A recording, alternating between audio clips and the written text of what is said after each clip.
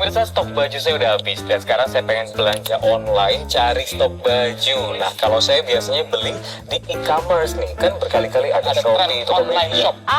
Saya salah satunya. Oke, dan kali ini online shop ini banyak sekali menawarkan kemudahan. Kita tinggal buka gadget, kita tinggal buka. Tapi hati-hati juga karena ada beberapa hal yang perlu kita lihat untuk Anda yang menyukai pembelian secara online ini, ada hal yang harus diwaspadai. Ini dia. Kita semua tahu dalam era digital saat ini banyak dari kita seringkali dihadapkan pada berbagai godaan untuk membeli barang atau sesuatu yang lain, baik secara online maupun offline.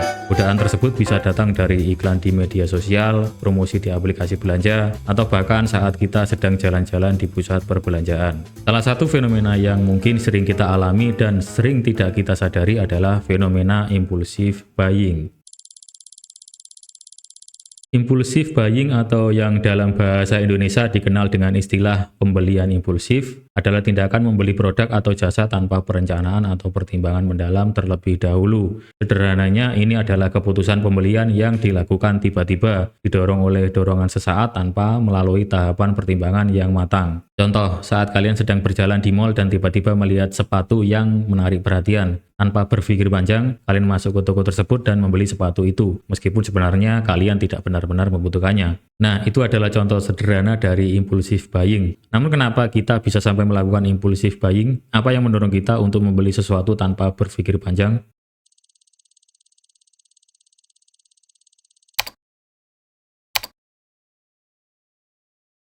Sebenarnya, pembelian impulsif tidak akan jadi masalah jika tidak dilakukan terlalu sering. Namun jika kebiasaan ini terus-menerus dilakukan, tentu saja akan ada dampak-dampak tertentu, baik dari sisi finansial maupun psikologis. Dalam konteks ini, penting bagi kita untuk lebih memahami apa itu impulsive buying. Impulsive buying. Impulse buying. Impulse buying. Impulse buying. Impulse buy. Impulsive buying. Kita harus sadar bahwa kita saat ini dibanjiri oleh informasi dan tawaran dari segala penjuru. Mungkin kalau kita flashback ke beberapa dekade lalu, orang-orang berbelanja berdasarkan kebutuhan dasar. Tapi sekarang zaman telah berubah. Kita sudah masuk ke era di mana konsumerisme menjadi gaya hidup. Di era ini, konsumen bukan hanya membeli sesuatu berdasarkan kebutuhan saja, tapi juga dipengaruhi oleh keinginan, emosi, dan berbagai faktor lain. Faktor-faktor tersebut yang umumnya menjadi penyebab kita melakukan impulsive buying. Namun agar lebih paham, mari kita bahas satu persatu. Pada dasarnya ada beberapa faktor yang menyebabkan impulsive buying. Setidaknya ada 5 faktor. Pertama, yaitu pemasaran dan periklanan. Kedua, perasaan emosional. Ketiga, tekanan sosial. Keempat, ketersediaan kredit. Dan kelima, belanja sebagai mekanisme penanganan stres. Dan bagaimana faktor-faktor itu mempengaruhi kita semua untuk melakukan impulsive buying? Mari kita jabarkan.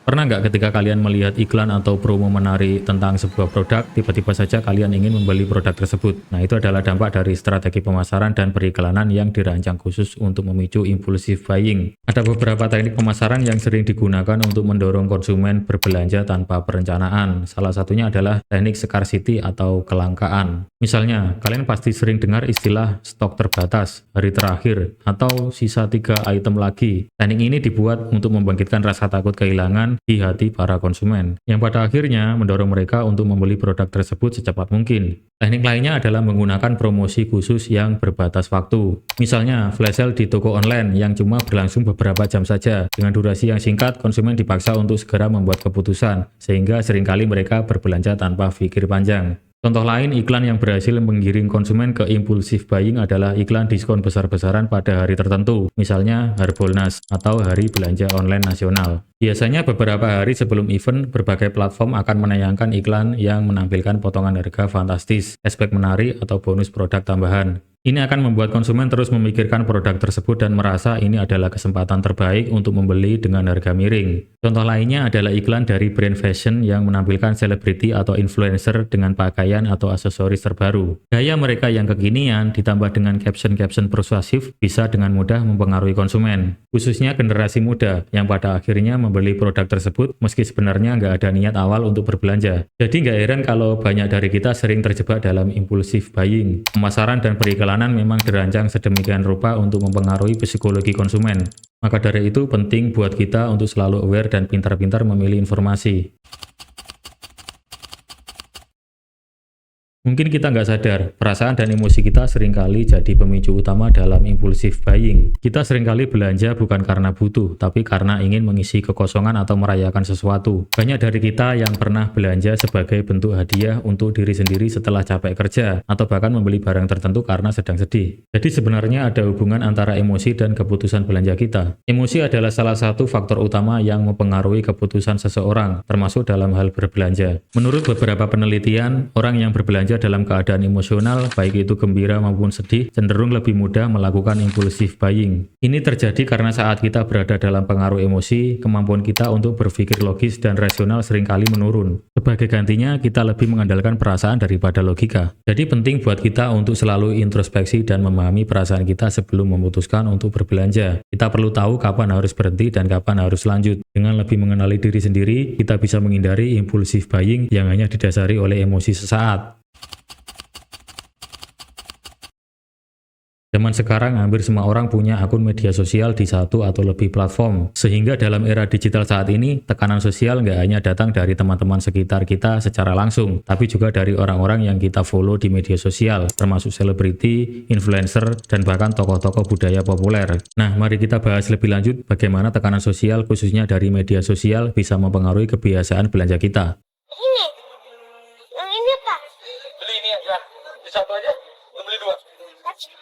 Di media sosial, kita seringkali dibombardir dengan konten-konten yang menampilkan gaya hidup mewah, tren fashion terbaru, atau gadget-gadget keren. Dan gak jarang kita merasa tertinggal jika nggak punya barang-barang tersebut. Misalnya, saat seorang influencer mengunggah foto dengan tas branded terbaru, followernya bisa jadi merasa terpengaruh untuk membeli tas yang sama, walaupun harganya mungkin di luar anggaran mereka. Selain itu, budaya populer seperti film, serial TV, atau musik juga sering menampilkan produk-produk tertentu yang jadi simbol status atau gaya, yang mana gaya tersebut akan ditirukan oleh para penggemar. Ada juga contoh pengaruh lain dari media sosial yang datang dari sebuah konten, yaitu unboxing. Ini adalah konten di mana seseorang membuka paket pembelian mereka di depan kamera dan memperlihatkan kepada penonton. Kita coba lihat aja. Kalau warna gold, Fenomena ini sangat populer. Kenapa sih orang suka nonton unboxing? Di samping ingin memperoleh informasi suatu barang sebelum membeli, ternyata ada juga yang memang menyukai proses membuka kemasan tersebut. Di mana hal itu bisa memberikan rasa kepuasan dan sensasi seperti seakan-akan kita yang punya barangnya. Jadi saat kita nonton video unboxing, kita ikut merasakan kegembiraan itu. Dan uniknya, video unboxing seringkali memicu rasa ingin punya, karena melihat warnanya yang bagus, karena melihat kualitasnya, atau karena harganya yang murah, dan sebagainya. Jadi dalam era digital yang penuh dengan tekanan sosial ini, kita harus lebih bijak dalam menggunakan media sosial. Jangan sampai kita jadi korban impulsif buying gara-gara pengaruh media sosial dan budaya populer. Kartu kredit, cicilan, atau sistem kredit lainnya tentu sudah nggak asing lagi buat kita. Sekarang ini nyari semua toko online maupun offline menawarkan opsi belanja dengan kredit. Tapi di balik kemudahannya ada pengaruh antara kredit terhadap kebiasaan berbelanja kita. Dan tentu juga ada resikonya. Coba kalian bayangkan saat kita lagi melihat-lihat barang di online shop, terus ketemu barang yang sudah lama kita inginkan, tapi pada saat itu dompet kita pas-pasan. Nah, di sisi lain ada opsi atau pilihan pembayaran dari pihak online shop bahwa kita bisa membayar barang tersebut dengan cara kredit. Nggak jarang tawaran ini menjadi pemicu buat kita untuk membeli barang tersebut tanpa pikir panjang. Kenapa? Karena dengan ketersediaan kredit akan membuat kita merasa mampu membeli barang tersebut. Seolah-olah kita bisa memiliki barang impian tanpa harus keluar banyak uang sekaligus. Pada akhirnya, banyak orang yang tergoda dengan tawaran kredit ini dan akhirnya melakukan impulsif buying. Sebenarnya belanja pakai kredit itu tidak masalah, tapi masalahnya banyak orang yang kurang bijak dalam menggunakannya. Sehingga ada beberapa risiko yang bisa muncul dalam keuangan pribadi kita. Misalnya, utang membengkak. Seringkali kita lupa kalau cicilan itu tetap harus dibayar. Bisa jadi saat tiba waktunya bayar, kita nggak punya dana cukup. Akibatnya, utang jadi membengkak, apalagi kalau ditambah bunga dan denda. Dan akhirnya kita akan mengalami penurunan reputasi keuangan. Kalau kita sering telat bayar atau nggak bayar sama sekali, ini bisa merusak reputasi keuangan kita. Pada akhirnya kita akan kesusahan untuk mendapatkan kredit di masa depan atau bahkan saat mengajukan pinjaman. Gampangnya kredit memang bisa menolong kita dalam membeli sesuatu, tapi kalau nggak digunakan dengan bijak, bisa-bisa jadi masalah. Jadi sebelum tergiur tawaran kredit yang menarik, lebih baik kita pikirkan dulu kemampuan kita untuk membayarnya dan apakah pembelian tersebut benar-benar perlu. Ada istilah yang bernama retail therapy. Ini adalah praktek membeli barang untuk meningkatkan mood atau perasaan seseorang. Kenapa banyak orang merasa lebih baik setelah belanja? Saat kita membeli sesuatu, otak kita melepaskan hormon yang bernama dopamin, yang sering juga disebut sebagai hormon kebahagiaan. Pada saat-saat tertekan, banyak dari kita yang mencari pelarian. Bagi sebagian orang, belanja jadi salah satu cara untuk lari dari realitas, meskipun cuma sementara. Misalnya, setelah seharian kerja keras dan penuh tekanan, ada rasa puas saat membeli baju baru. Seakan-akan kita memberi hadiah untuk diri sendiri.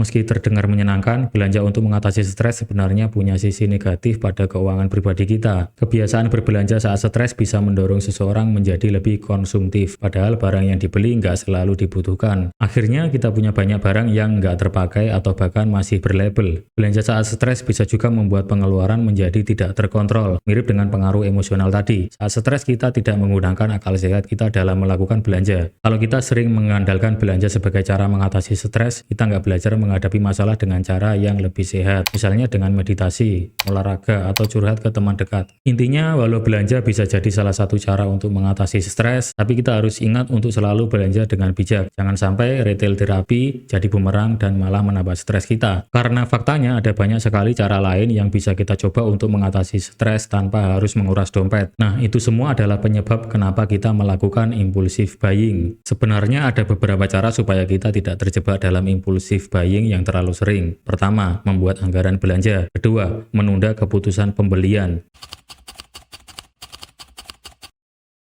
Sebelum kita melakukan kegiatan belanja, kita harus tahu dulu seberapa kemampuan kita. Membuat anggaran bulanan nggak cuma untuk mengetahui seberapa uang yang masuk, tapi juga untuk menentukan berapa uang yang bisa kita alokasikan untuk belanja. Dengan anggaran, kita jadi punya patokan seberapa banyak uang yang bisa kita habiskan tanpa merusak keuangan kita.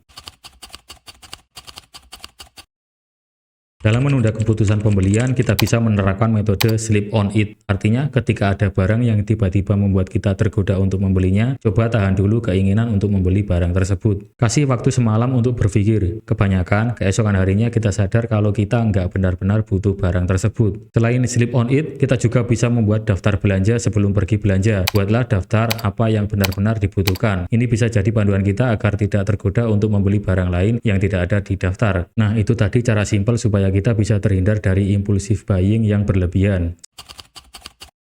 Setelah memahami berbagai penyebab fenomena impulsif buying dan strategi-strategi untuk mengatasinya, kita semakin menyadari bahwa belanja yang bijak bukan hanya penting untuk keuangan kita, tapi juga untuk kesejahteraan mental dan emosional kita. Dalam era konsumerisme seperti sekarang, tekanan untuk selalu update dan ikut tren bisa menjadi beban tersendiri. Namun dengan pemahaman yang tepat, kita dapat membangun kebiasaan belanja yang lebih sehat, tanpa harus terjebak dalam siklus belanja impulsif yang tak berujung. Semoga dengan wawasan ini kita semua bisa menjadi konsumen yang lebih bijak, yang membeli berdasarkan kebutuhan, bukan hanya dorongan sesaat. Terima kasih sudah menonton video ini sampai akhir. Sampai jumpa di video berikutnya.